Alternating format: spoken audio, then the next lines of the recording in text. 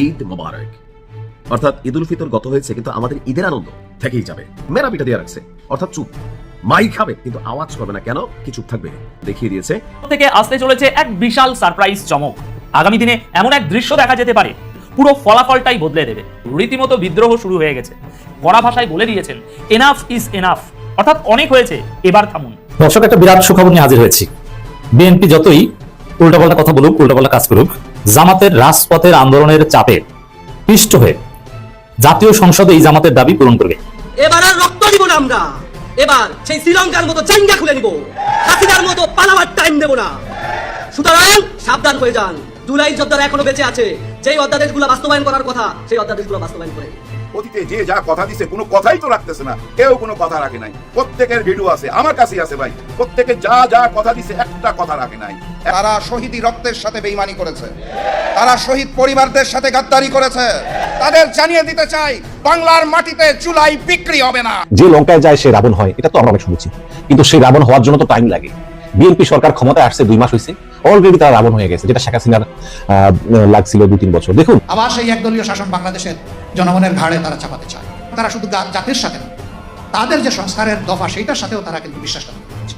একটা জীবন আল্লাহ দিয়েছেন, লড়াই করব, জীবন দিব, শহীদ হব, মিথ্যার সাথে অন্যায়ের সামনে ইনশাআল্লাহ তাআলা লাজিম মাথা নত করব না। আমরা একটা ভোটের অধিকার চাচ্ছি। আমরা তো ভোট দিছি, আপনারা 51% ভোট পাওয়া পাওয়ারে চলে গেলেন, আর আমরা যে প্রায় 70% ভোট দিলাম, সেটার পাওয়ারটা কোথায়? আসসালামু আলাইকুম দর্শক, নতুন একটা নিউজে সবাইকে স্বাগতম। দর্শক, ভিডিওর শুরুতেই যে ভিডিওগুলোর অংশ বিশেষ আপনারা দেখেছেন, ভিডিওর অংশগুলো দেখেই বুঝতে পেরেছেন যে আজকের এই ভিডিওটি কতটুকু গুরুত্বপূর্ণ এবং আকর্ষণীয় হতে চলেছে। দর্শক, তাই সবাইকে বলবো ধৈর্য সহকারে আজকের এই ভিডিওগুলো দেখতে হবে আপনাদের, তাহলে সবকিছু জানতে পারবেন বা বুঝতে পারবেন। তো চলুন কথা না বাড়াই ভিডিওগুলো দেখে আসি। দাঁড়ান, যারা এখন পর্যন্ত আমাদের এই চ্যানেলটি সাবস্ক্রাইব করেন, প্রতিনিয়ত এ ধরনের গরম গরম খবরগুলো পেতে আমাদের চ্যানেলটি সাবস্ক্রাইব করে দিবেন। যারা করেছেন ধন্যবাদ। চলুন একটা লাইক দিয়ে বিস্তারিত সবগুলো ভিডিওর আলোচনাগুলো শুনে আসি। কি তবে চরম ধোঁকা খেলো দেশের সাধারণ মানুষ? ক্ষমতায় যাওয়ার আগে যারা গলার রগ ফুলিয়ে রাষ্ট্রের খোলস পাল্টে ফেলার বড় বড় কথা বলেছিল, গদিতে বসার পর আজ তারা হঠাৎ করে একেবারে নিশ্চুপ। কেন? 84 দফার সেই ঐতিহাসিক জুলাই সনদ কি তবে সুকৌশলে ডাস্টবিনে ফেলে দেওয়া হচ্ছে? আপনারা যারা লাইনে দাঁড়িয়ে কষ্ট করে হ্যাঁ বক্সে সিল মেরেছিলেন, তাদের সেই ভোটের কি আদৌ কোনো দাম আছে? যদি এই হ্যাঁ ভোটের রায় সরকার বাস্তবায়ন না করে, তবে আগামী দিনে সারা দেশে ঠিক কি ঘটতে যাচ্ছে? দেশের কপালে যে ভয়ঙ্কর ভবিষ্যতে লেখা আছে, তার হিসাব মেলালে আপনারও চোখ কপালে উঠবে। দেশের মানুষ গণভোটে হ্যাঁ জয়যুক্ত করে নিজেদের নাগরিক দায়িত্ব ঠিকই পালন করেছে, কিন্তু নতুন সরকার এই হ্যাঁ ভোটের রায় বাস্তবায়ন নিয়ে এখন এমন সব টালবাহানা করছে যা দেখে দেশের সচেতন মহলে রীতিমতো আতঙ্কের সৃষ্টি হয়েছে। হ্যাঁ ভোট জয়ী হওয়ার পর সংবিধানে যে বিশাল সব পরিবর্তন আসার কথা ছিল, সেগুলো নিয়ে এখন নানা রকম গড়িমসি চলছে। সাধারণ মানুষ ঠিক কি কি অধিকার থেকে চিরতরে বঞ্চিত হতে যাচ্ছে, চলুন তার একটা সহজ হিসাব মিলিয়ে দেখা যাক। গণভোটে মানুষ যে হ্যাঁ সিল দিয়েছিল, তার পেছনে ছিল 84টি সংস্কার প্রস্তাবের এক বিশাল তালিকা, যাকে বলা হচ্ছে জুলাই সনদ। কথা ছিল নতুন সরকার গঠনের পর এগুলো দ্রুত আইনে পরিণত হবে এবং দেশ চলবে একটা সম্পূর্ণ নতুন সিস্টেমে। কিন্তু এখনকার পরিস্থিতি দেখে মনে হচ্ছে সেগুলোর কিছুই হয়তো আর হবে না। হ্যাঁ ভোট বাস্তবায়ন না হওয়ার সবচেয়ে বড় এবং ভয়ঙ্কর ধাক্কাটা লাগবে খোদ প্রধানমন্ত্রীর চেয়ারে। জুলাই সনদে পরিষ্কার প্রস্তাব ছিল, একজন ব্যক্তি তার জীবনে সর্বোচ্চ 2 মেয়াদ বা মোট 10 বছরের বেশি কোনোভাবেই প্রধানমন্ত্রী থাকতে পারবেন না। শুধু তাই নয়, যিনি প্রধানমন্ত্রী হবেন তিনি একই সাথে দলীয় প্রধানের পদেও থাকতে পারবেন না। দল এবং সরকারকে সম্পূর্ণ আলাদা করার এই যে যুগান্তকারী উদ্যোগ, সেটাকে যদি এখন বাক্সবন্দি করে রাখা হয়, তার মানে কি দাঁড়ায় জানেন? এর সোজা মানে হলো সেই পুরনো একনায়কতন্ত্র আর ব্যক্তিকেন্দ্রিক রাজনীতির অন্ধকার জগতেই আমরা আবার ফিরে যাব। ক্ষমতায় একবার বসলে কেউ আর গদি ছাড়তে চাইবে না। বর্তমান সরকারের এই সংস্কারটি পাশ কাটাতে চাওয়ার একটাই বাস্তব অর্থ হতে পারে, আর তা হলো ক্ষমতাকে আজীবন নিজের হাতের মুঠোয় আটকে রাখার লোভ। এরপর আসা যাক সংসদের কথায়। এই বিষয়টা শুনলেই আপনি খুব সহজে বুঝতে পারবেন হ্যাঁ ভোট বাস্তবায়ন না হলে আমার আপনার কত বড় ক্ষতি। প্রস্তাব ছিল আমাদের সংসদ হবে দ্বিকক্ষ বিশিষ্ট, নিচে থাকবে নিম্ন কক্ষ আর উপরে থাকবে উচ্চ কক্ষ। নিম্ন কক্ষের 400 জন সদস্য সরাসরি জনগণের ভোটে নির্বাচিত হবেন, আর মূল চেক অ্যান্ড ব্যালেন্সের কাজটা হবে উচ্চ কক্ষে। সেখানে থাকবেন 100 জন সদস্য, যারা আসবেন প্রপোর্শনাল রিপ্রেজেন্টেশন বা আনুপাতিক হারে। এতে লাভটা কি হতো?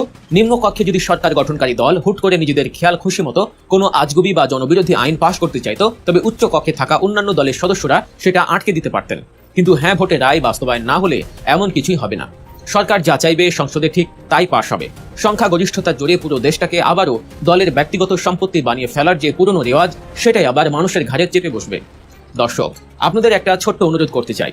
দেশের রাজনীতির এমন সব জটিল হিসাব নিকাশ আর খবরের পেছনের আসল খবর সবচেয়ে সহজ ভাষায় বুঝতে এখনই সাবস্ক্রাইব করুন আমাদের চ্যানেল গল্প নিউজ। আপনাদের সমর্থনই আমাদের সত্য তুলে ধরার সাহস যোগায়। এবার চলুন দেখি রাষ্ট্রপতির ক্ষমতার কেন্দ্রে কি ঘটছে। রাষ্ট্রপতির ক্ষমতার একটা বিশেষ দিক নিয়েও বড়সড় পরিবর্তন আসার কথা ছিল, যা বাস্তবায়ন না হলে সবচেয়ে বেশি ভুগবে সাধারণ মানুষ।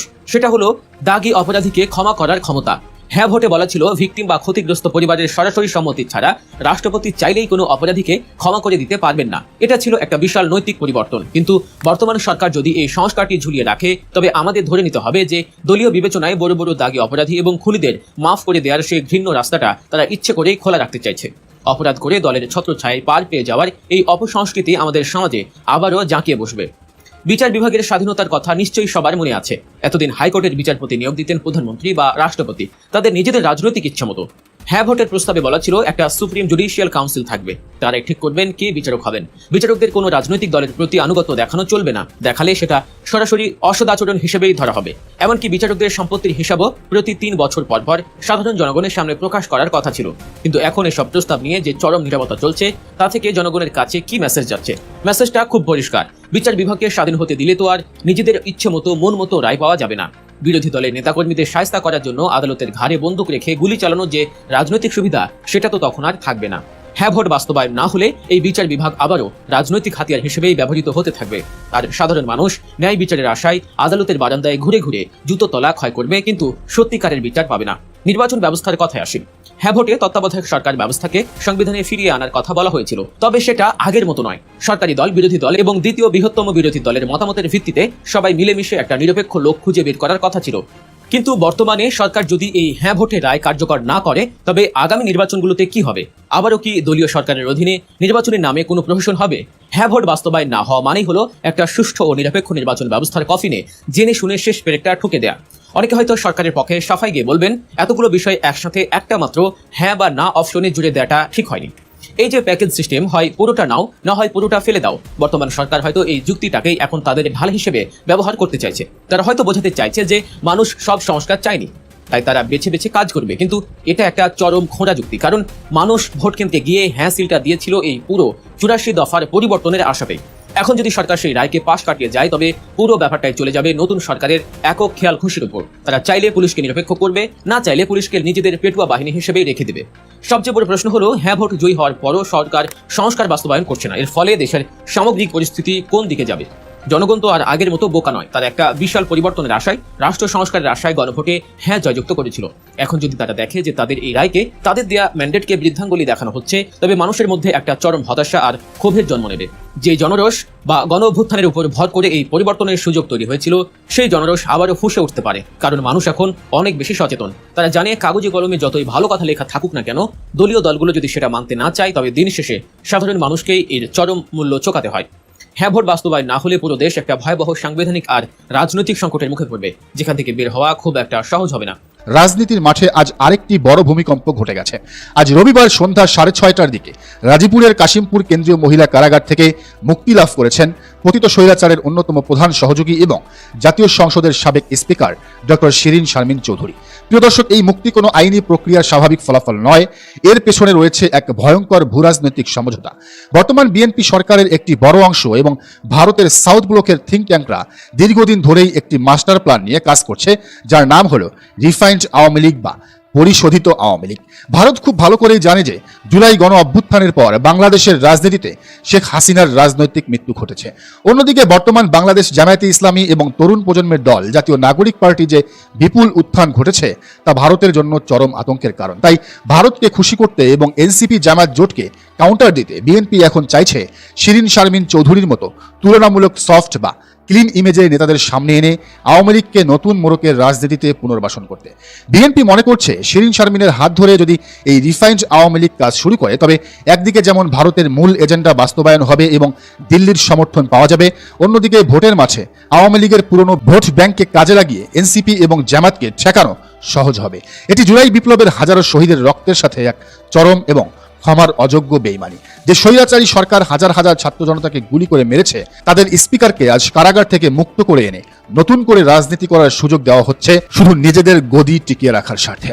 সরকারের এই নগ্ন দলীয়করণ, ব্যাংক ধ্বংসের পায়তারা এবং ফেসিবাদের দোসরদের পুনর্বাসনের চক্রান্ত যখন একদম পরিষ্কার, ঠিক তখনই রাজপথ কাঁপানো এক বিশাল হুঁশিয়ারি উচ্চারণ করেছেন বিরোধী দলীয় চিফ হুইপ এবং জাতীয় নাগরিক পার্টির আহ্বায়ক নাহিদ ইসলাম। জামায়াতের আমির ডাক্তার শফিকুর রহমানের উপস্থিতিতে তিনি আজ অত্যন্ত কড়া ভাষায় বিএনপিকে সতর্ক করে দিয়ে বলেছেন, আমরা আবারও প্রস্তুতি নিচ্ছি, আমরা দল মত নির্বিশেষে ঐক্যবদ্ধ আছে। এটি কোনো দলের বিষয় নয়, এটি কোনো জোটের বিষয় নয়, এটি বাংলাদেশকে রক্ষা করার বিষয়, জুলাই গণ অভ্যুত্থানকে রক্ষা করার বিষয়, জুলাইয়ের শহীদদের রক্ত যাতে বৃথা না যায়, এটি সেই উদ্যোগের বিষয়। এর জন্য আমরা সবাই ঐক্যবদ্ধ থাকব। নাহিদ ইসলামের এই বক্তব্য কোনো সাধারণ রাজনৈতিক রেটরিক বা ফাঁকা বলি নয়, এটি হলো বর্তমান সরকারের প্রতি তরুণ প্রজন্ম এবং জুলাই যোদ্ধাদের চূড়ান্ত আলটিমেটাম। নাহিদ ইসলাম পরিষ্কার করে বুঝিয়ে দিয়েছেন যে সরকার যদি মনে করে তারা ইসলামী ব্যাংক ধ্বংস করে জামাতকে শেষ করে দেবে আর শিরিন শারমিনদের মুক্তি দিয়ে ভারতের আশীর্বাদ নিয়ে ক্ষমতায় টিকে থাকবে, তবে তারা বোকার স্বর্গে বাস করছে। জেনজি প্রজন্ম এবং জুলাই বিপ্লবের নায়করা ঘুমিয়ে নেই। তারা সংসদের ভেতরে যেমন লজিক দিয়ে লড়াই করছে, তেমনি রাজপথেও আরেকটি গণ অভ্যুত্থানের জন্য সম্পূর্ণ প্রস্তুতি নিচ্ছে। যখন একটি সরকার শহীদদের রক্তের সাথে বেইমানি করে, যখন লুটেরা এবং ফ্যাসিস্টদের পুনর্বাসন করে, তখন সেই সরকারকে ক্ষমতাচ্যুত করা শুধু রাজনৈতিক অধিকার নয়, বরং নৈতিক দায়িত্ব হয়ে দাঁড়ায়। আজকের এই তিনটি ঘটনা, ইসলামী ব্যাংকের এমডিকে জোরপূর্বক ছুটিতে পাঠানো, শিরিন শারমিনের মুক্তি এবং নাহিদ ইসলামের হুমকি, প্রমাণ করে যে 2026 সালের বাংলাদেশ এখন এক ভয়ঙ্কর ক্রান্তি লগ্নে এসে দাঁড়িয়েছে। সরকার এক পায়ে খাদের কিনারে দাঁড়িয়ে ভারতের এজেন্ডা বাস্তবায়ন করছে, আর অন্যদিকে তরুণ প্রজন্ম দেশকে বাঁচানোর শেষ লড়াইয়ের প্রস্তুতি নিচ্ছে। আগামী দিনগুলোতে বাংলাদেশের রাজনীতি কোন দিকে মোড় নেবে? ইসলামী ব্যাংক কি সত্যিই ধ্বংসের মুখে? শিরিন শারমিনের রিফাইন্ড আওয়ামী লীগ কি ভারতের এজেন্ডা বাস্তবায়ন করতে পারবে, নাকি জামায়াত এবং এনসিপি নেতৃত্বে তরুণ প্রজন্ম আরেকটি গণ অভ্যুত্থানের মাধ্যমে এই সব চক্রান্ত ধূলিসাৎ করে দেবে? গত 2 বছর পুরো বাংলাদেশ সংবিধানে আটকে গেছে, এমন ভাবে আটকাইছে এখান থেকে আর বের হইতে পারতেছে না। প্রতিদিনই সংবিধান সংবিধান সংবিধান। এখন আমার ওই বোনটার কথা মনে পড়ে। বোন তো না, আমার মেয়ে বয়সী, আমার মেয়ে হচ্ছে বড় হবে। বলছিল না, পিছনে পুলিশ সামনে স্বাধীনতা। আরে কোথায় গেল সেই দিনগুলা? এখন আমাদের পিছনে সংবিধান, সামনে মুক্তি। আরেকটা পিচ্ছির কথা মনে পড়ে, ছোট্ট একটা বাচ্চা উত্তরার দিকে, ওকে সাংবাদিক জিজ্ঞেস করতেছিল, তুমি কেন এখানে যদি গুলি খাও? তো আমি গুলিরে তো ডরাই না। আবার জিজ্ঞেস করলো, তোমার মা বাবা কি জানে তুমি এখানে আসছো? তো হ্যাঁ জানে, আসছি, বইলা দিছি, যদি মইরা যাই দাবি রাখো না। মারা গেলে গেছি, ওদের গুলিকে আমরা ভয় পাই না। ওদের গুলি ভয় পাও না? না। তখন তোমার বাবা মাকে কে জবাব দেবে? আমার বাবা মাকে আমি গুলি আসছি, যে মরে গেলে আর দাবি রাখো না। বিপদ কাইটা গেলে মানুষ সবকিছু ভুলা যায়। বিপদে পড়লে দেখবেন সেকেন্ডে সেকেন্ডে দমে দমে আল্লাহকে ডাকে। বিপদটা কাইটা গেলে না, প্রতি শুক্রবারে নামাজ পড়া যায়, স্মরণ করে। জুম্মার দিন তাও বাসার থেকে ঠেলা পাঠায়, এই নামাজে গেলা না, লজ্জায় নামাজে যায়। কিন্তু বিপদে পড়লে দমে দমে মানুষ আল্লাহকে ডাকে। মানুষ এরকমই, কি করবেন বলেন?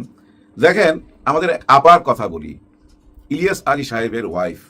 ইলিয়াস আলীকে তো আপনারা সবাই চিনেন, বিএনপির ছাত্র নেতা ছিল, বলিষ্ঠ কণ্ঠ। উনি প্রতিবাদ করছিল, এই যে ট্রানজিট দেওয়া হইলো ভারতকে, এটা কেন দেওয়া হইলো, কিভাবে দেওয়া হইলো, এই চুক্তিতে কি লেখা আছে, এখান দিয়ে কি শুধু ওদের মালপত্রই যাবে, ওদের গোলা বারুদ যাবে না, এটার কোনো নিশ্চয়তা আছে? এরকম বক্তব্য রাখছিল। তারপরে তার একটুখানি ফুটেজ পাওয়া গেল শেরাটন হোটেলে, এরপরে গায়েব, আর তাকে পাওয়া যায় নাই। আরে ওনার ওয়াইফ ওনার বাচ্চাকে নিয়ে শেখ হাসিনার কাছে যায় দাঁড়ায়া ছিল যে আমার স্বামীকে ফিরতাই না দেন, কান্নাকাটি করতেছিল। শেখ হাসিনার চোখের পানি মুইছা টুইছা বাসায় পাঠাইয়া দিছে। তারপর অনেক দিন চলে গেল। একটা টাইমে 5 আগস্টের পর নিশ্চয়ই উনি জানতে পারছে ওনার হাজবেন্ড আর এই পৃথিবীতে নাই। যাই হোক, ওনার হাজবেন্ডের কারণে আজকে উনি সংসদে। আর এই সংসদে আইসা, আপা এটা কি করলেন আপনি? গুম খুন অধ্যাদেশের ব্যাপারে আপনি কোন রকম প্রতিবাদ করলেন না, মাইনা নিলেন। বিরোধী দল যখন বাইরে চলে যাচ্ছিল ওয়াক আউট কইরা, আপনি যদি তাদের সাথে সাথে চলে যাইতেন না, পা আজকে সবাই মাথার মণি হয়ে যেতেন। তো মাথার মণি আপনি যদি যায় ওই সংসদের সামনে বৈশা পড়তেন অনশনে, যে না আমি এগুলো মানি না, কারণ আপনি তো আপনার হাজবেন্ডকে হারাইছেন। ব্যথাটা তো আপনারই, কিন্তু আপা আপনি সে ব্যথা ভুইলা কোন পাথর চাপা দিলেন বুকে যে পাথর চাপা দিয়ে আপনি ওনাদের সঙ্গে মত দিলেন, সহমত হইলেন, বিরোধী দলের সঙ্গে ওয়াক আউট করলেন না, মাইনা নিলেন, শেখ হাসিনার সংবিধানে যেভাবে ছিল আইনটা সেভাবেই রাইখা দিলেন, এটা আপনি কি করে পারলেন আপা? আপনি কি নিজে ডুবাইলেন না? আপনি যদি ওয়াক আউট করতেন আপা, ইতিহাস রচনা হইতো। আপনি যদি অনশনে বসতেন, দেখতেন এই দেশের মা বোনরা আপনার পাশে এসে বসতো, হাজার হাজার না লক্ষ লক্ষ মা বোন আপনার পাশে এসে বসতো। আপনি যদি একটা বার প্রতিবাদ করে ওই সংসদ থেকে বাইরে হয়ে যেতেন। কি করলেন আপা? আপনি কিভাবে মাইনা নিলেন? হাজবেন্ড তো হারাইছেন আপনি, ব্যথাটা তো আপনার। বাংলার ঘরে ঘরে প্রতিটি নারীর মনের মধ্যে আপনি স্থান করে নিতে পারলেন, কিন্তু আজকে সেই স্থানটা হারাইছেন। সবারই প্রশ্ন, উনি কিভাবে এটা পারলো? উনি কিভাবে মাইনা নিল? উনার তো সংস্কারের সঙ্গে থাকা উচিত ছিল, কিন্তু উনি সংস্কারে নাই। ভাই ব্রাদার, সংস্কারের কথা আসলি না ভাই, আমার সালাউদ্দিন সাহেবের চেহারাটা ভাইসা উঠে। হ্যাঁ ভাই, আমি ঘুমের মধ্যে ওনাকে দেখতে পাই, কারণ গত 2 বছর ওনাকে দেখতে দেখতে ওনার ভক্ত হয়ে গেছি তো, পুরা মুখস্থ তো, চলতে ফিরতে একটা পুরাই সংবিধান। হ্যাঁ ভাই, ধরে নিতে পারেন ভ্রাম্যমান সংবিধান। ওই যে ভ্রাম্যমান লাইব্রেরি দেখছেন না, গাড়িতে করে বই নিয়ে ঘুরে, উনি চলতে ফিরতে একটা স্বয়ং সম্পূর্ণ সংবিধান। ওনাকে দেখলেই আমার খালি সংবিধানের কথা মনে পড়ে। উনি এই সংবিধানের গিট্টুতে ভাই আটকায় ফেলাইছে পুরা বাংলাদেশকে। উনি সংবিধানের দড়ি দিয়া পুরা বাংলাদেশটা এক জায়গায় বাইন্দা ফেলাইছে, কিন্তু এই সংবিধানের ভিতর দিয়েই সব কিছু হইতাছে। যেমন সাবেক স্পিকার শিরিন আক্তার আজকে বের হয়ে গেল, মুক্তি পেয়ে গেল। ব্যাপারটা কেমন হলো চিন্তা করেন, 5 দিন না 6 দিন হয় উনি জেলে গেছে, অনেকগুলা মামলা, 5টা 6টা মামলা, তারপর আজকে 5 দিন পর বাইরে হয়ে গেছে। উনি যে বাইরে হয়ে যাবে এটা সবাই বুঝতে পারতেছিল। ব্যাপারটা কেমন হয়েছিল জানেন? মনে করেন আমার কাপড়ে ময়লা লাগছে, দাগ লাগছে, আমি এটা কি করুম? লন্ড্রিতে পাঠামু, পরিষ্কার কইরা আবার আইনা গায়ে দেবো। উনার ব্যাপারটা এমন হয়ে গেছে, উনাকে এমন একটা টাইমে বাইর করে আনলো, আইনের হাতে তুলে দিল, মনে হইলো লন্ড্রিতে পাঠাইছে। ওই যে 5টা দাগ লাগছিল, মানে মামলা ছিল, এগুলা ধুয়া মুইছা আবার উনি চলে আসলো। মানে পুরা আইনটাকে, জেলখানাটাকে, আদালতকে একটা লন্ড্রি হিসাবে ব্যবহার হইলো, তাই না? এটাই ধইরা নিতে পারি। কিন্তু ওনাকে এত তাড়াতাড়ি ছাইরা দেওয়াতে এখন একটা আলাপ আলোচনা হইতাছে চারিদিকে। সেটা কি?